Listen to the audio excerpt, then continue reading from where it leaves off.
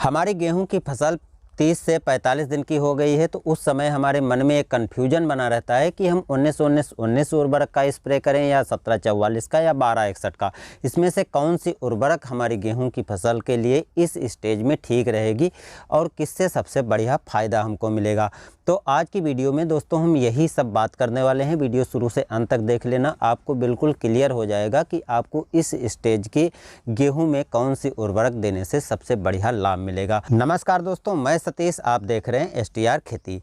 दोस्तों, जब बात आती है उर्वरकों की देने की, ख़ास तौर से जब हमारी गेहूं 35 से 45 दिन की अवस्था की होती है, तो इस समय हम 19-19-19 उर्वरक का यूज करें या 17-44 या 12-61 का। चलिए हम पूरी आपको डिटेल से बात बताते हैं। दोस्तों, जो 19-19-19 उर्वरक है, ये सामान्य रूप से यदि हम पहली सिंचाई पर इसको देते हैं तो काफ़ी बढ़िया रिजल्ट सामने निकल कर आते हैं, क्योंकि इसमें तीनों की यानी नाइट्रोजन, फास्फोरस और पोटास की समान मात्रा होती है, जो पौधे की शुरुआती स्टेज में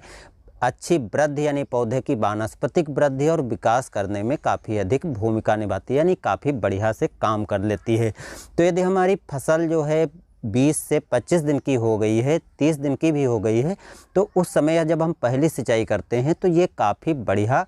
हमारे लिए रहता है, क्योंकि इस समय हमको कुछ कीटनाशक भी साथ में मिला करके स्प्रे करने में कोई दिक्कत नहीं होती। यदि हम दूसरे कोई ग्रोथ प्रमोटर भी मिला कर दें तब भी कोई दिक्कत नहीं होती है। हाँ, खरपतवार नाशी को हम इसके साथ मिला कर देते हैं तो हमें इतना बढ़िया खरपतवार नाशी से रिजल्ट नहीं मिलता है। तो खरपतवार नाशी को आपको बिल्कुल अलग से ही यूज करना है। किसी भी उर्वरक को या ग्रोथ प्रमोटर को साथ में मिला कर देने से नुकसान ये होता है कि खरपतवार नाशी जो है पौधे के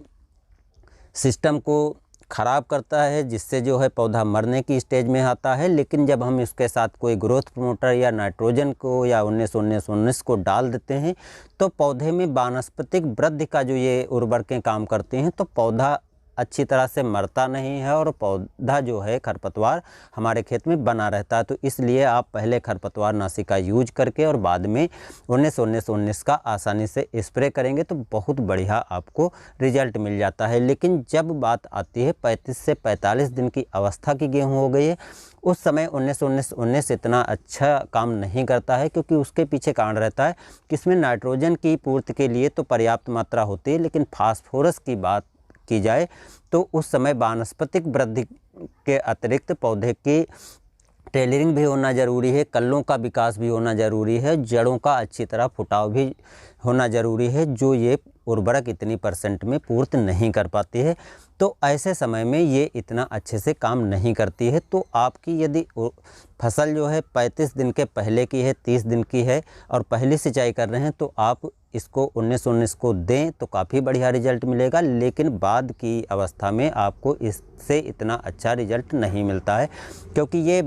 पौधे की एक्स्ट्रा बढ़वार और अच्छी तरह से विकास करने में सहायक होती है, लेकिन जड़ों का विकास इतने अच्छे से नहीं कर पाती है, जिससे कल्लों की संख्या इतनी अच्छी नहीं निकल पाती। तो जो दो उर्वरकें हैं 17-44 और 12-61, इसके बारे में भी थोड़ा आपको बता दें। 17-44 में आपको 17% नाइट्रोजन मिल जाती है और 44% जो है फास्फोरस मिल जाती है। इस प्रकार से हम समझ सकते हैं कि जो 18-46 DAP आती है, ठीक उसी तरह का कार्य रहता है 17-44 का, क्योंकि इसमें 17% नाइट्रोजन और 44% फास्फोरस है। यदि हम 1% नाइट्रोजन बढ़ाएंगे तो लगभग 2 से 2.5%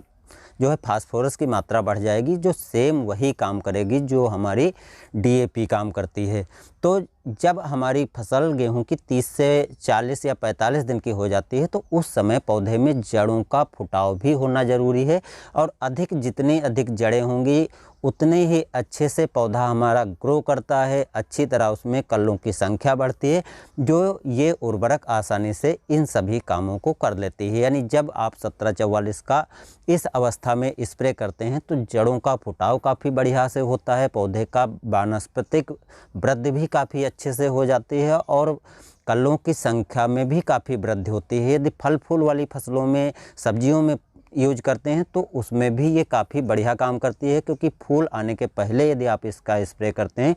तो पौधे में फूल टिके रहते हैं, बने रहते हैं, जिससे फलों की संख्या भी बढ़ती है, फल गिरते नहीं हैं, फूल गिरते नहीं हैं, तो वो भी एक अच्छा काम कर लेती है। यही ठीक काम करती है 12-61। तो 1261 में थोड़ी नाइट्रोजन की मात्रा कम होती है, लेकिन फास्फोरस की मात्रा यहाँ पर बढ़ा दी गई है, जो जड़ों की वृद्धि और वानस्पतिक वृद्धि को काफ़ी अच्छे ढंग से कर लेती है और फूल आदि की फसलों में, फल फूल आदि की फसलों में प्रजनन की काफ़ी अच्छे ढंग से काम करती है, जिससे जो है फल फूल गिरते नहीं हैं। यदि गेहूं की फसल में बात की जाए तो गेहूं की फसल में भी ये जड़ों का अच्छी तरह से फुटाव करती है, जिससे कल्लों की संख्या का भी अच्छी तरह से फुटाव होता है और सामान्य रूप से वानस्पतिक वृद्धि भी इस समय होती है, जो पौधे के लिए, गेहूं की फसल के लिए इस स्टेज में सभी तत्वों की जो है काम को आसानी से कर लेती है। तो यदि आप 1744 या 1261 में से दोनों में से कोई एक यूज कर लेते हैं तो दोनों लगभग एक जैसा ही रिजल्ट देती हैं और दोनों ही आपको बढ़िया रिजल्ट दे देते हैं। लेकिन थोड़ा प्राइस में अंतर है, 1744 आपको थोड़ा कम प्राइस में मिल जाएगी, वहीं 1261 के लिए आपको थोड़ा पैसा ज़्यादा चुकाना पड़ेगा। तो यदि बेटर की बात की जाए तो 1744 को यदि हम यूज करते हैं तो काफ़ी बढ़िया फुटाव होगा, कल्लों की संख्या भी काफ़ी अधिक होगी और जड़ों का भी अच्छी तरह विकास होगा। जितना अच्छा जड़ों का विकास स्टेज में होता है तो एक काम इसका जो है और भी बढ़ जाता है, जो हम उर्वरक की बुआई के समय यूज करते हैं या छिटकुआ बिस्से देते हैं तो वो जड़ों के माध्यम से पौधे तक पहुंचती है, जिससे हम ये उर्वरक का यदि स्प्रे करते हैं तो ये लिंचिंग की जो प्रक्रिया होती है, नीचे उर्वरक चली जाती है तो उसको अधिक जड़ें हैं तो बांध कर रखती है और जिससे पौधे को लंबे समय तक जो हमने बुआई के समय उर्वरकें दी हैं वो पौधे को देती रहती है। तो आपको यहाँ पर समझ में आ गया होगा कि जो 35 से 45 दिन की हमारी गेहूँ है तो इस समय हम यदि 19-19-19 का यूज करते हैं तो कल्लों का फुटाव इतना अच्छा नहीं होता है, जड़ों का इतना अच्छा फुटाव नहीं होता है, केवल पौधे की वानस्पतिक वृद्धि और विकास होता है। लेकिन 1744 और 1261 में से हम कोई उर्वरक देते हैं तो पौधों में जड़ों का भी फुटाव अच्छा होता है, वानस्पतिक वृद्धि भी काफ़ी अच्छी तरह से होती है, पौधे का विकास भी अच्छा होता है, ग्रोथ भी अच्छी होती है और कल्लों की संख्या भी काफ़ी अधिक निकलती है, जिससे हमको इसका स्प्रे करने से काफ़ी बढ़िया फ़ायदा मिल जाता है। तो किसान भाइयों, आपको समझ में तो आ गया होगा कि यदि आप 19-19-19 का स्प्रे करेंगे तो उससे क्या फ़ायदा होगा और क्या नुकसान हो सकता है। यदि आप 1744 या 1261 का यूज करेंगे तो आपको क्या फ़ायदा होगा। यदि हमारी मानी जाए तो हम दोस्तों 1744 का स्प्रे करते हैं, हमारे लिए इसलिए बेटर हो जाती है क्योंकि इसका प्राइस भी कम रहता है और रिज़ल्ट भी काफ़ी बढ़िया दे देती है। और जो उर्वरकें हम बुआई आदि के समय देते हैं वो लिंचिंग के द्वारा नीचे भी नहीं जाती हैं और पौधे जो है बांध कर उस उर्वरक को रखते हैं और जो हम माइक्रो न्यूट्रिएंट्स आप देते हैं तो वो सभी तत्वों को बांध कर रखती है, जो पौधों को आसानी से पहुंचाने का कार्य करती है। चूँकि इसमें नाइट्रोजन भी काफ़ी अच्छी मात्रा में होती है तो पौधे में प्रकाश संश्लेषण की क्रिया भी काफ़ी बेटर ढंग से होती है और पौधे का वानस्पतिक वृद्धि और विकास, जड़ों का विकास, कल्लों की संख्या आदि सब काफ़ी अच्छे तरीके से हो जाते हैं। तो कम खर्चे में भी हमको काफ़ी बढ़िया रिजल्ट मिल जाता है। तो आप भी इसमें से 1744 का यूज करेंगे तो आपको ज़रूर बढ़िया रिजल्ट मिलेगा और आपको कोई अतिरिक्त खर्चा भी नहीं करना पड़ेगा। आशा करते हैं आपको ये जानकारी ज़रूर अच्छी लगी होगी, इसलिए लाइक ज़रूर बनता है दोस्तों, शेयर भी कीजिएगा। धन्यवाद।